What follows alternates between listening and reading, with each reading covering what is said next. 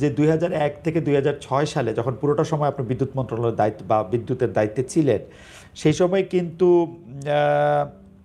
সময় কিন্তু ফুলবাড়ি ট্র্যাজেডিতে 3 জনের মৃত্যু হয়েছিল। আমরা লোডশেডিংয়ের মারাত্মক বিড়ম্বনার মধ্যে ছিলাম, যেটি নিয়ে আপনিও আসলে অনেক সময় কথা বলেছেন। আপনি কি মনে করেন যে মানে কোন বিষয়গুলি আপনি বদলে নতুন করতে চান বা দুঃখ প্রকাশ করতে চান বা ঠিক করে ব্যাপার হচ্ছে যে অতীতের যে বিদ্যুৎ মন্ত্রণালয়ের যে ভুলটার কথাটা তোমরা যেটা বলো, আমি কিন্তু সেভাবে দেখি না। আচ্ছা, আমার আমলে একটা সরকারি একটা নীতি আছে, পারচেসের নীতি আছে, public procurement rule. Public procurement rule এমন একটা রুল, সেটাকে যদি স্টেপ বাই স্টেপ মেনে যদি চলতে হয়, তাহলে একটা পাওয়ার প্ল্যান্ট করতে গেলে 1.5 থেকে 2 বছর লাগে, অর্ডার দিতে লাগে টেন্ডার থেকে। তা আমরা তো ওইটা থেকে ডেভিয়েট করি নাই, আমরা ডেভিয়েট করি নাই, 1 নম্বর।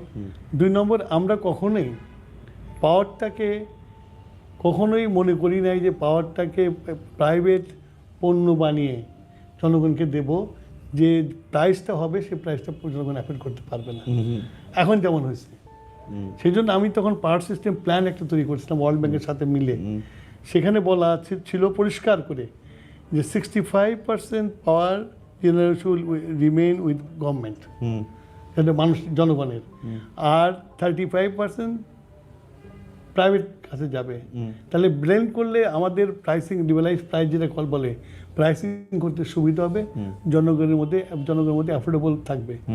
এখন হয়ে গেছে পাওয়ার স্টেশন চলে গেছে 85% প্রাইভেট কোম্পানির কাছে, 15% আমার কাছে। তো ন্যাচারালি প্রাইসটা তো আমি কন্ট্রোল করতে পারছি না। কিন্তু টুকু ভাই, বিদ্যুৎ না, এটাও আপনি বললেন, আপনার কাছ থেকে এটা বলা যে বিদ্যুৎ না থাকার দাম তো সাংঘাতিক। এটা তো বিদ্যুৎ না থাকার দাম সাংঘাতিক। আবার বিদ্যুৎ থেকে যদি এমন দাম দেই যে দাম দিলে মানুষ সেটা চলতে পারবে না। You have to understand this thing. এটা তো একটা ব্যালেন্স করা দরকার। এখন কি হয়েছে তোমার, এই যে তারা বলছে বিদ্যুৎ, তারা কি করে গেছে, তারা কি করে গেছে? আমি আজকে হিসাব নিয়ে বসেছিলাম, আজকে 36,000 crore টাকা বকেয়া রয়ে গেছে। তো এই বিদ্যুৎ দেওয়ার সার্থকতা কোথায়? Who is going to pay this money? 36,000 crore টাকা বকেয়া রয়ে গেছে, মানে কি এটা শুধু বিদ্যুতের জন্য? শুধু বিদ্যুতের বিল ইনক্লুডিং ক্যাপাসিটি চার্জ। এটা কি হচ্ছে দেশি কোম্পানির কাছে, মানে এটা কি টাকায় পরিশোধযোগ্য নাকি দেশি মিলে দেশি বিদেশি মিলে সব পাওয়ার স্টেশন আমার কাছে 36,000 crore টাকা পায়। ওটা তো অনেকগুলি ক্যাপাসিটি চার্জ বসায় তো এগুলি টাকা সেটা যদি তোমাদের, সেটা তো অব্যবস্থাপনা, সেটা তো অব্যবস্থাপনা না। সেটা হচ্ছে যে তোমার বেহিসাবিভাবে বিদ্যুৎ দিয়েছে, জনগণের কথা চিন্তা করে নাই। জনগণ এখন সেইটার পে করতে হবে। আজকে যেমন আমি মিটিং করলাম, সেই মিটিংয়ে দেখলাম যে এই যারা এজেন্সিগুলো আছে বলছে স্যার বিদ্যুতের দাম বাড়াতে হবে। এখন অলরেডি মানে বিদ্যুৎ কিনছে, হায়েস্ট যেটা কিনতেছে সেটা 18 টাকা পার ইউনিট। তো এখন এই যে বিদ্যুতের দাম বাড়াইতে হবে, আর এখন যে অবস্থা আছে মানুষের যে অবস্থা, অর্থনীতির যে অবস্থা, এটা করাটা খুব ডিফিকাল্ট কম্পিটিশন, আনপপুলার ডিসিশন বিদ্যুৎ দাম বাড়ানো। কিন্তু যখন এটা বাড়াবো তখন তো আবার আপনার আমার দাম বাড়লো কেন জিজ্ঞাসা করবেন। সুতরাং একটু যদি আমরা ধাপে ধাপে বুঝতে চেষ্টা করি, আওয়ামী লীগ তো বিদ্যুৎ খাতে সাংঘাতিক রকম স্বজনপ্রীতি করছে, অব্যবস্থাপনা করছে, আমি যদি সোজা বাংলা ভাষায় বলি চুরি করছে, কিন্তু তারা দেশের সব মানুষের বিদ্যুৎ দিতে চাইছে। আপনি কি যদি বিদ্যুৎ দিতে চাইতেন চুরি না কইরা, তাহলে এর চেয়ে বেশি বেটার, মানে এর চেয়ে ভালো আমি তো বলতেইছি, আমি কিন্তু 5 বছর ছিলাম, মনে রাখবেন।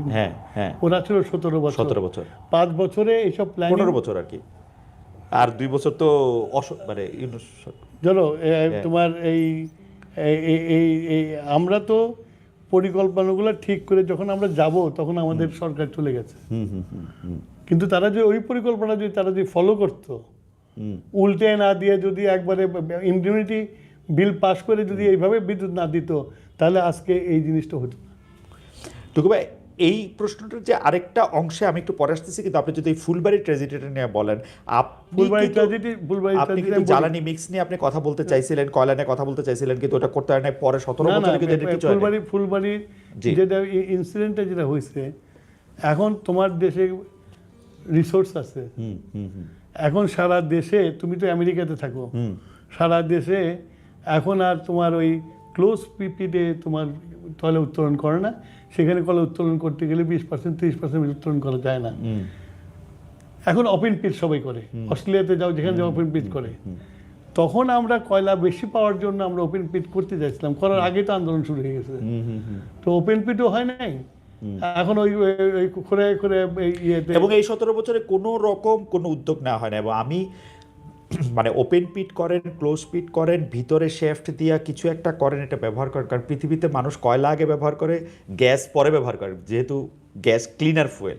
আমরা গ্যাস ফুরাই ফেলতেছি কয়লার।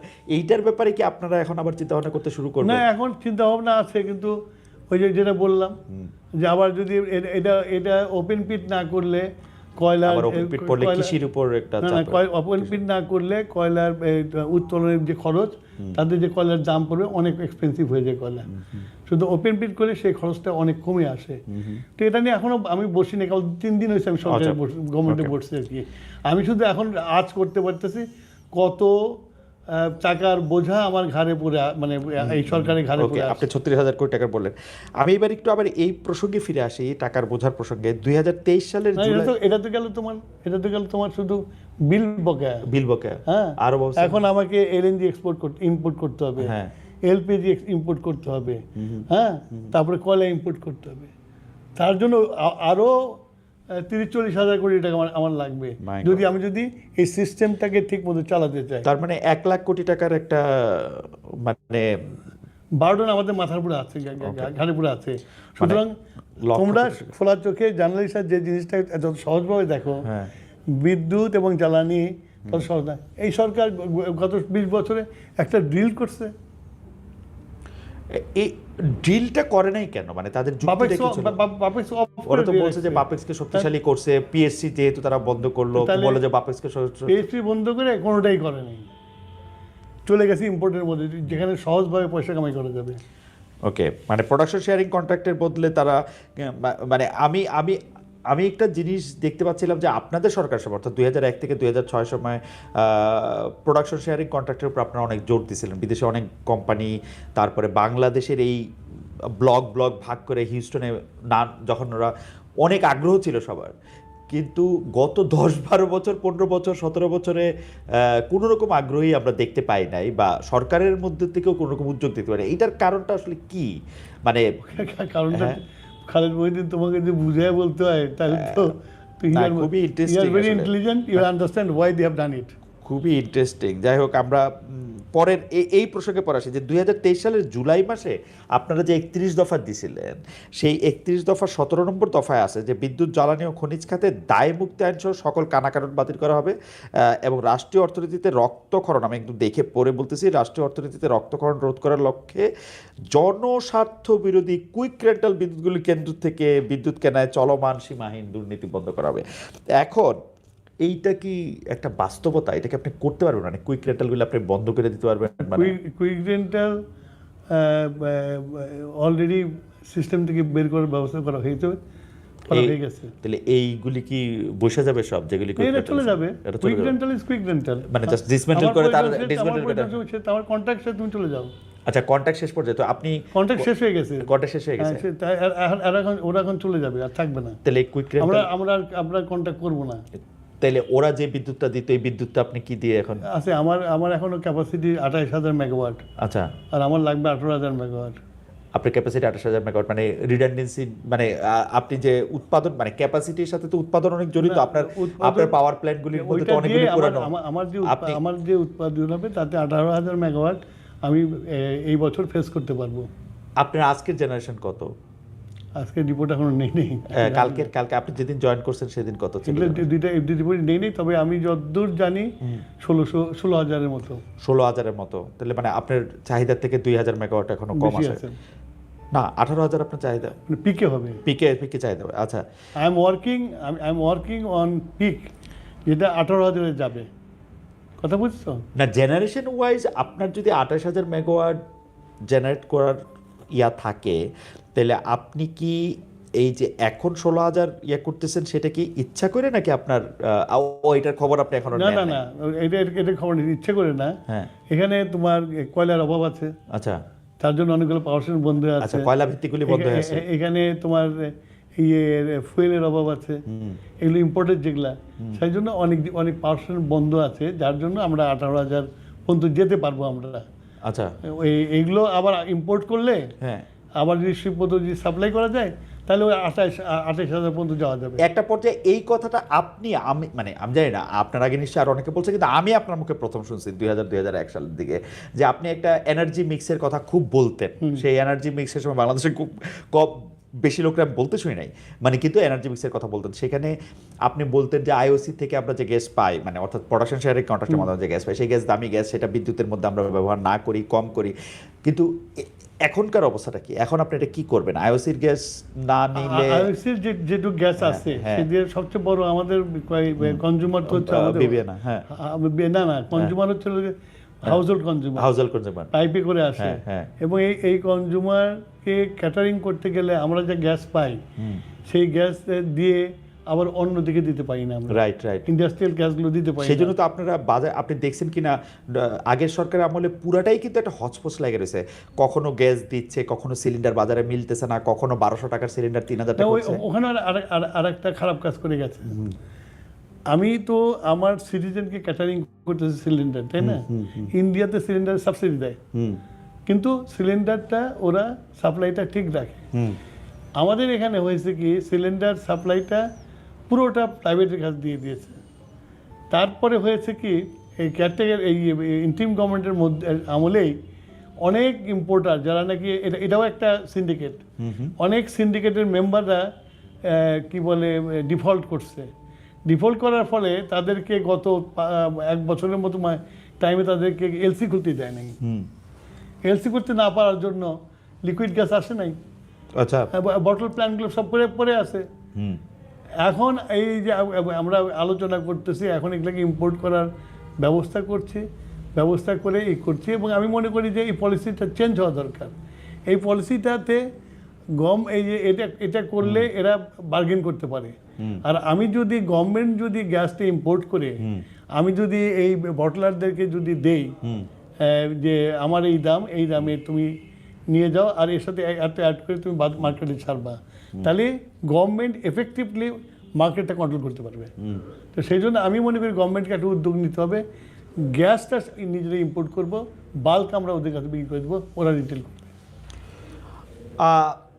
যদি এটা আমার প্ল্যান, আমি এখনো প্রাইম মিনিস্টারের সাথে আলোচনা করি নাই। আমার কাছে মনে হয় যে এই ব্যাপারগুলিতে নিশ্চয়ই আপনি আরো অনেকগুলি বিষয় খতায় দেখবেন এবং অনেকগুলি আমার তোমার 3 দিন হয়েছে। 3 দিন হয়েছে আপনি। আমি তো যা বলতে যা একটু দেখছি সেটাকে বলছি। আমি চট করে একটু ইয়াতে আসি যে আদানির কাছ থেকে যে বিদ্যুৎ কেন্দ্রটা, ভারতে যেটা কয়লা ভিত্তিক বিদ্যুৎ কেন্দ্র, সেটার ব্যাপারে আপনি কি সিদ্ধান্ত? ইসি আদানিটা একটা, তো আমি বলবো যে একটা মানে real good case to study. Okay, এখন আদানি যে কন্ট্রাক্টগুলো করেছে, মানে ডিটেলসে গেলে তোমার এই টাইমের মধ্যে এটা বলতে পারবো না, যতটুকু আমি জানতে পেরেছি। তো এখন এই কন্ট্রাক্টে যেটা হয়েছে, বিদ্যুতের দাম সবচেয়ে বেশি। আমার হায়েস্ট যেটা বিদ্যুতের দাম যেটা আছে, সেটা হলো তোমার মাদারবাড়ির পাওয়ার স্টেশন, যে 14 টাকা আছে, তার থেকেও বেশি 18 টাকা। তো 18 টাকাই কি আসলে, নাকি ডলারের দাম? না 18 টাকা। 18 টাকা, আচ্ছা, 18 টাকাই। ডলার দিয়ে লাভ নেই, আমার পে করতে হবে। আচ্ছা ঠিক আছে, ডলার দাম যাই ওটা দেখে তো লাভ নেই। আচ্ছা, ইট ইজ 18 টাকা। মানে মাতারবাড়ি যদি 14 হয় তাহলে এটা 18। আচ্ছা ঠিক আছে, না মাতারবাড়িকে বেস করে জিনিসটা করছে। আচ্ছা বুঝছি, সেটা যে 18 টাকায় 18 টাকায় গিয়ে পড়ছে। 18 টাকা যে পড়ছে। আমি আজকে এই প্রাইসের উপর ওয়ার্ক করছি, আমি আজকে 18 টাকা পড়ছে। এখন 18 টাকা বিদ্যুৎ যদি আমি কিনি ওদের কাছ থেকে, তারপর আমি হুইলিং করে ডিস্ট্রিবিউশন, তাহলে আমার বিদ্যুতের দাম কত দাঁড়াবে? 1 নম্বর। 2 নম্বর হলো যে ওখানে করা হয়েছিল যে ওখানকার কোল দিয়ে পাওয়ার স্টেশন চালাবে। রাইট। এখন দে আর ইম্পোর্টিং ফ্রম ইন্দোনেশিয়া। তো নাকি হ্যাঁ ওইটা তাহলে আপনার জন্য প্রবলেম কেন? ওটা আমার জন্য প্রবলেম, ওইটা যে ওইটার থেকে দাম ওইটার বেশি, তো ওটার চার্জ আমাকে দিতে হবে, তাই ইম্পোর্ট কস্ট আমি দেবো, এটা ওইটার দাম আমি দেবো। আপনি একটা ইয়াতে মানে আপনার মানে আপনি এন্ড প্রোডাক্টটা নিচ্ছেন না ক্লায়েন্ট হিসেবে? এন্ড প্রোডাক্ট ওই কন্ট্রাক্টের মধ্যে দেওয়া আছে, এন্ড প্রোডাক্ট দিচ্ছি, ওদের ট্রান্সমিশন যে লাইনটা সেই লাইনের কস্ট আমি দিয়েছি, আবার ওই ট্রান্সমিশন যে কস্ট পড়বে সেটার টাকা ওই পোর্শনটা তার থেকে দিতে হবে। এই কন্ট্রাক্টটা মানে আমি কি বলবো, যেটা নিয়ে আলোচনা হওয়া উচিত এবং ভবিষ্যতে করব। আমার একটা এখানে একটা কিউরিয়াস কেস আছে। আপনি যতটুকু বললেন, ধরেন আপনি তো টেকনিক্যাল জায়গা দিয়ে বলতে পারতেন, কিন্তু আপনি সাধারণভাবে বললেন। আমি এই প্রশ্ন অসংখ্যবার কইরা ইউনূস সরকারের থেকে এইটার কোনো বাস্তব জবাব কেন পাই নাই যে আদানির সাথে চুক্তিটা আপনারা রিভাইজ করতেছেন না কেন, প্রকাশ করতেছেন না কেন, আমাদের এখানে কি আছে এটা দেখতেছেন না কেন? আপনারা প্রথমে আইসা দেখেন, ইউনূস সরকার প্রথমে আইসা যে টাকাটা পরিশোধ করছে সেটা হচ্ছে আদানির টাকাটা, বলছে যে হ্যাঁ আন্তর্জাতিক চুক্তি এমনি হয় না। উপায় নেই, কারণ আদানির কাছে তুমি 1200-1300 মেগাওয়াট বিদ্যুৎ নিবা, তার সাথে যদি সে যে বন্ধ করে দেয়, ও তাহলে তো বিদ্যুৎ দিচ্ছে এখানে দিতে পারবো না। আমার যদি 1200-1300 মেগাওয়াটের বিদ্যুতেরটা লাগে তাইলে তো লাগলো, কিন্তু আমি তো চুক্তিটা তো প্রকাশ করবো। এই যে আপনি এই চুক্তিটা তো সামনে আনবেন না, সেই চুক্তির ব্যাপারে তো আমিও তখনকার অ্যাডভাইজারকে বলছি যে চুক্তিগুলো দাও। প্রথমে তো দায়মুক্ত ছিল, দায়মুক্ত আইনের জন্য পারে নাই করতে। তারপর যখন দায়মুক্ত আইন বাতিল হয়ে গেল, বাতিল হয়ে যাওয়ার পরেও তারা করে নাই। তারা যেটা করছে, তারা একটা কমিশন করছিল, সেই কমিশনে বোধহয় জাস্টিস মইনুল ইসলাম বোধহয় সে ছিল এটার হেড, আর সোয়াসের প্রফেসর মুস্তাক ছিল এটার one of the important member. তারা যে রিপোর্টটা দিছে ওই রিপোর্টটা তুমি পড়ো, তুমি ডিটেলস পাবো ওখান থেকে। আচ্ছা, তাহলে পরবর্তী মানে গত সরকারের সময় আমি বলবো যে বিদ্যুৎ ও জ্বালানি খাতে এমন অনেক কিছু রয়েছে যেগুলি আসলে সত্যি সত্যি, এটা আপনি একটা কিউরিয়াস কেস বললেন, অনেকগুলি কিউরিয়াস কেসের মধ্যে আছে। আদানিটা তো আছেই, কেন এত বছর কয়লা ব্যবহার করা নাই, কেন আসলে বাপেক্সে দিয়ে আরও হিট করা হয় নাই, আমাদের গ্যাসের পাওয়া মানে নিশ্চিত কেন করা হয় না বেশি করে, এর কিছুই আসলে আমরা জানতে পারি না।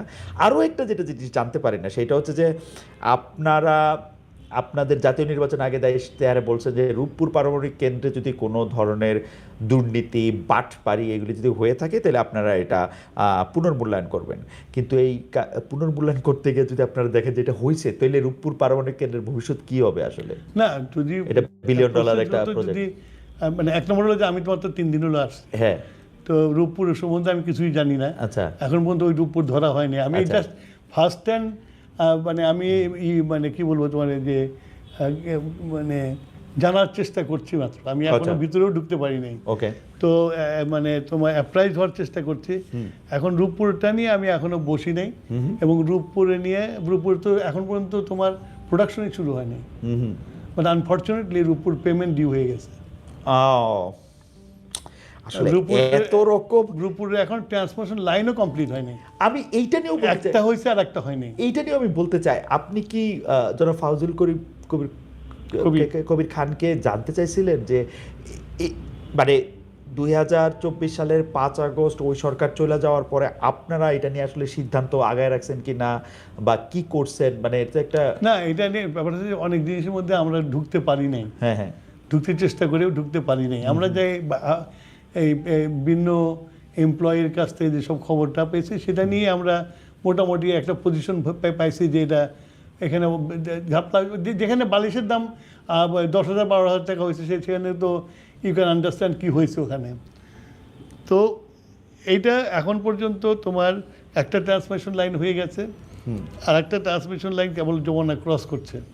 তো এটা মানে কবে কমিশন হবে এটা এখনো বলা যাচ্ছে না, আমি এখনো বসিনি ওদের সাথে। ওকে, আচ্ছা, আরেকটা ব্যাপার, মানে আপনারা বলছেন যে বড় ধরনের দুর্নীতি রোধে গত সরকার যেমন খুব উন্নয়ন, বড় বড় প্রকল্প এগুলি নিছিল, আপনারা আসলে বড় কোনো প্রকল্প নেবেন না, যেটা জনাব তারেক রহমানের বক্তব্য বলছে, বড় কোনো প্রকল্প হাতে নেবেন। কিন্তু জ্বালানি বিদ্যুৎ খাতে তো আপনার অনেক বড় বড় প্রকল্প নিতে হবে। এমনকি যদি আপনি প্রকল্প যদি সঞ্চালন লাইনের কথাও বলেন, যেটা আপনাদের বলছেন 2,500 সার্কিট কিলোমিটার, আমরা যেটা আমাদের প্রধানমন্ত্রী সাহেব যেটা আমাকে বলেছেন আর কি, যে আমাকে বলেছে রিনিউয়েবল এনার্জি থেকে যে চলে যাওয়ার জন্য।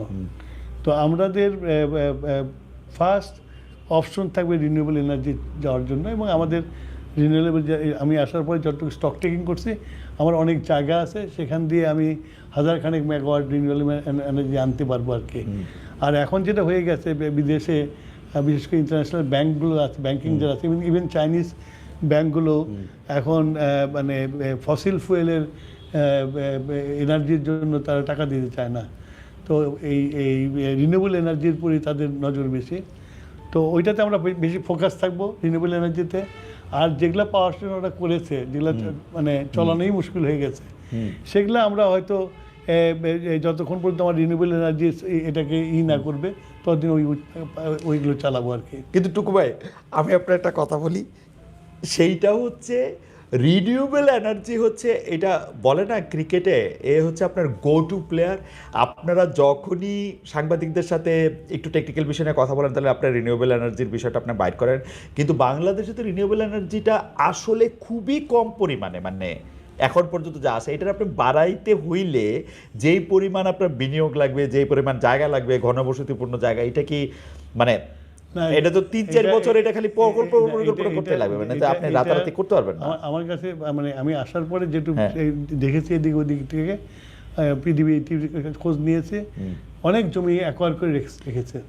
তাই অ্যাকোয়ার করে জমির মালিক গত 15 বছর ধরেও কিন্তু অসংখ্যবার রিনিউয়েবল এনার্জির কথা বলছে, মানে তারা যেটা করছে, তারা যেটা করছে যেটা করেছে, রিনিউয়েবল এনার্জি করতে যে আমাদের এগ্রিকালচারাল ল্যান্ড অনেক ধ্বংস করছে।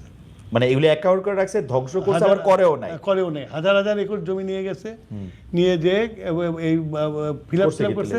কিন্তু ওই একমাত্র সিরাজগঞ্জে 600 মেগাওয়াট করছে, আর আরো 2-3টা জায়গায় করছে 60 মেগাওয়াট, সরি, এই সব মিলে বোধহয় 500-600 মেগাওয়াট পর্যন্ত করেছে তারা। কিন্তু এখনো জমি টমি সব খালি পড়ে আছে, 1 নম্বর। 2 নম্বর, তুমি যেটা বললা যে এরকম জমির অভাব না, আমাদের চিন্তার অভাব। আমি সিরাজগঞ্জে পাওয়ার স্টেশনে যেটা হয়েছে, আমি কিন্তু যমুনা থেকে জমি রিক্লেম করে করেছি ওটা। আচ্ছা, একটা জমি কিন্তু আমি অ্যাকোয়ার করিনি। কিন্তু নদীর জমি নিয়ে নিছেন আপনি, নদীটা তো নদীর জমি নিয়ে, নদীতে এই জমিতে খেয়েছিল। আচ্ছা, তারপরে সিরাজগঞ্জ নদী ভাঙন, আমার নদী ভাঙন করে নদী নিয়ে চলে যাচ্ছে। আমি যদি ওইখান থেকে নদী থেকে আবার এখন চর উঠে গেছে সব জায়গায়, সব জায়গায় চর উঠে গেছে। আমি ওইখানে আরো মাটি ভরে ওইখানে আমি রিক্লেম করবো। আপনার তো যমুনাকেও বাঁচাইতে হবে সিরাজগঞ্জ যদি বাঁচাতে চান। এটা তো হচ্ছে গাইড বাদের বাইরে। আচ্ছা, গাইড, ও আচ্ছা, নাও আই আন্ডারস্ট্যান্ড। আচ্ছা, বরঞ্চ এটা করতে যে নদীর ফ্লোটা আমরা ডাইরেকশনটা ঠিক করতে পারবো। এখন তো ডাইরেকশন নষ্ট হয়ে গেছে, বিভিন্ন জায়গায় চর পড়ে আছে। নদীর মেইন কারেন্টটা বিভিন্ন দিকে ছড়াই গেছে। আপনি শিওর যে আপনি এখানে এর মধ্যে থেকে এটা নদীটা আমি অলরেডি ওয়াটার ডেভেলপমেন্ট বোর্ডকে বলেছি, তোমরা একটা স্টাডি করো, এখানে যদি আমি রিক্লেম করতে পারি তাহলে আমরা রিক্লেম করে এখানে সোলার এনার্জির ব্যবস্থা করব। আপনারা আরেকটা, নট অনলি সিরাজগঞ্জ, যেখানে নদী ভেঙে নিয়ে যায়, যেমন চাঁদপুর শহর, অর্ধেক তো নদীর মধ্যে আছে। তো ওখানে যদি চর জায়গা, সেই চরটা আমি ইউজ করবো না। আপনি যদি ওইটা পরিকল্পনা করে করেন, যেটা আপনি বলছেন যে চীনের অভিজ্ঞতা যদি সরকার, আপনি নিজুম দিয়ে হাতিয়া টাতিয়াতেও আপনি অনেক বড় করে করতে পারবেন। কারণ চীন এগুলিতে এখন মাস্টার হয়ে গেছে, পৃথিবীর অনেক দেশও এগুলিতে এখন মাস্টার হয়ে গেছে, যেগুলিতে এখন কেমনে করবে।